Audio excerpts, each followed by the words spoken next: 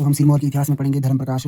धर्मप्रकाश वो जगत सिंह का छोटा भाई था। छालरा बेरा में धर्मप्रकाश और हिंदू के राम सिंह के बीच लड़ाई लड़ी गई। इस लड़ाई में राम सिंह का मित्र बघाट का राजा जगत सिंह राजा धर्मप्रकाश के हाथों मारा गया है कि क्या लिखा है, मारा गया ना। और उसकी रिहाई के बदले राम सिंह शांति संधि करने पर विवश हो गया है ना। कुछ तो सही नहीं है, मिसप्रिंट है। फिर कर्म प्रकाश है। धर्मप्रकाश के छोटे भाई ने कर्म प्रकाश नाम से सिंहासन संभाला है ना। धर्मप्रकाश का छोटा भाई था कर्म प्रकाश है ना। छोटे भाई जो कर्म प्रकाश नाम से सिंहासन संभाला वो अनुभवहीन था। और हिंदू के राजा राम शरण ने सिरमौर के आंतरिक मामलों में हस्तक्षेप शुरू कर दिया। और दो अधिकारी अजीत सिंह और कृष्ण सिंह ने राजा के भाई कंवर रत्न को सिंहासन पर कब्जा करने की सलाह दी तथा राजा व अन्यों के मध्य लड़ाई हो गई, जिसमें राजा का वजीर चुलू मियाँ मारा गया, जो कि राजा की तरह दिखता था। अफवाह फैली कि राजा मारा गया, लेकिन राजा देहरादून भाग गया, जहाँ वो अमर सिंह थापा से मिला और सिंहासन वापस पाने में मदद मांगी, जिससे अमर सिंह थापा ने स्वीकार कर लिया। ठीक है। और फिर गोरखों के कंवर रतन सिंह को हरा दिया। गोरखों ने जो है कंवर रतन सिंह को हरा दिया और कर्म प्रकाश को राजा बना दिया। वो नाम मात्र का राजा था। राज्य पर मुस्लिम नियंत्रण जो कंट्रोल अमर सिंह थापा का था। अमर सिंह थापा ने अपने पुत्र रंजौर सिंह को सिरमौर का प्रशासन सौंपा और जतक का किला बनवाया है ना। और राजा कर्म प्रकाश ने अम्बाला जिले के बरिया स्थान पर आश्रय लिया, जहाँ रानी ने ऑक्टोलोनी से राजा की मदद की अपील की है ना। 1815 में एंग्लो गोरखा युद्ध के बाद सिरमौर पर अंग्रेजों का कब्जा हो गया है ना।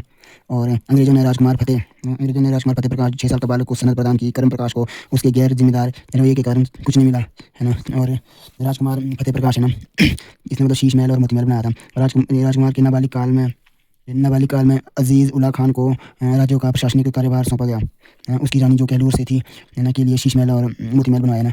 इसकी फतेह प्रकाश की जो रानी थी ना कैलूर थी, उसके शीश महल और क्या बोलते हैं मोती महल बनवाया इसने है ना। कैलूर था आपका बिलासपुर का पुराना। ठीक है। फिर फतेह प्रकाश प्रथम एंग्लो सिख युद्ध और अफगानिस्तान अभियान के दौरान अंग्रेजों के साथ वफादार रहा। ठीक है। फिर राजा शमशीर प्रकाश रानीताल बनाया था इसने। 10 वर्ष की उम्र में 1856 में सिंहासन संभाला इसने और 1898 तक शासन किया इसने, 56 से 98 तक। ठीक है। फिर उसने 1857 की क्रांति में अंग्रेजों का साथ दिया था इसने। ठीक है। 1857 क्रांति में, जिसके लिए उसे 7 तोपों की सलामी दी गई है ना। राजा ने अपनी रानी की याद में रानीताल बाग बनवाया, जो कि न्यायिक और प्रशासनिक कार्यों में निपुण थी है ना। सामाजिक सुधारों में राजा ने स्यापा प्रथा, मनुष्यों के समय शोक मनाना होता है इसका मतलब है, इसको प्रतिबंधित कर दिया है ना, बैन लगाया। 1891 में सिरमौर में हाईकोर्ट की स्थापना हुई है भाई। 1891 में सिरमौर में हाईकोर्ट की स्थापना, important point must be noted है जी। फिर राजा ने 1893 में नाहन नेशनल बैंक खोला। ठीक है। ये भी इंपॉर्टेंट है। 1893 में नाहन नेशनल बैंक खोला और 1944 में उसका नाम बैंक ऑफ सिरमौर रखा गया। ठीक है। और 1898 में राजा की मृत्यु हो गई। ठीक है। 1898 में राजा की मृत्यु। फिर सुरेंद्र विक्रम प्रकाश ने 1902 में उसे 5 वर्षों के लिए शाही विधान परिषद का सदस्य चुना गया। शाही विधान परिषद का सदस्य चुना गया। ठीक है। फिर यहाँ पर राजा अमर प्रकाश, जिसने महिमा लाइब्रेरी बनाई थी। ठीक है। तो ये ब्रिटिश सरकार के प्रथम विश्व युद्ध के दौरान उसकी मूल्यवान सेवाओं के लिए उसे KCSI का खिताब दिया गया। KCSI का खिताब दिया गया भाई, इसको KCSI का खिताब दिया गया। ठीक है। इसका फुल फॉर्म पता नहीं क्या है, देखेंगे बाद में।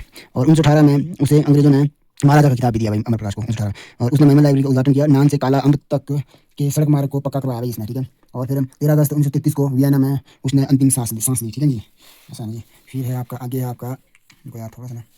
ओके जी। अब last Maharaja Rajendra Prakash, last but not least है ना।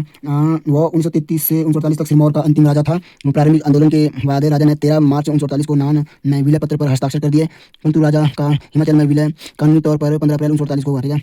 और सिरमौर का प्रजामंडल 1935 से 36 में बना, 1935 में बना सिरमौर का प्रजामंडल। ठीक है। 1935 में बना और 1937 में ही चौधरी शेर जंग की अध्यक्षता में नियमित प्रजामंडल स्थापित हो गया ना। कब? 1937 में ही ना चौधरी शेरजंग की अध्यक्षता में नियमित प्रजामंडल स्थापित हो गया। और सिरमौर प्रजामंडल के कुछ और महत्वपूर्ण नेता थे सर्वश्री नागेंद्र सिंह, राजेंद्र दत्त, देवेंद्र सिंह आदि है ना। फिर 1943 से 45 के दौरान प्रजामंडल धर्मनारायण और पंडित क्या लिखा है SN रमौल के अधीन एक सेना बन गई ना। और 1942 में सिरमौर का 75 आंदोलन है जो आंदोलन किसान सभा की रक्षा में शुरू हुआ और जिसमें श्री लक्ष्मी सिंह व वैद्य सूरत ने महत्वपूर्ण भूमिका निभाई। और 75 आंदोलन के नेताओं ने मांग की थी कि राजा स्वयं उस क्षेत्र में आए और उसकी समस्याओं को सुने और सुलझाए। धन्यवाद।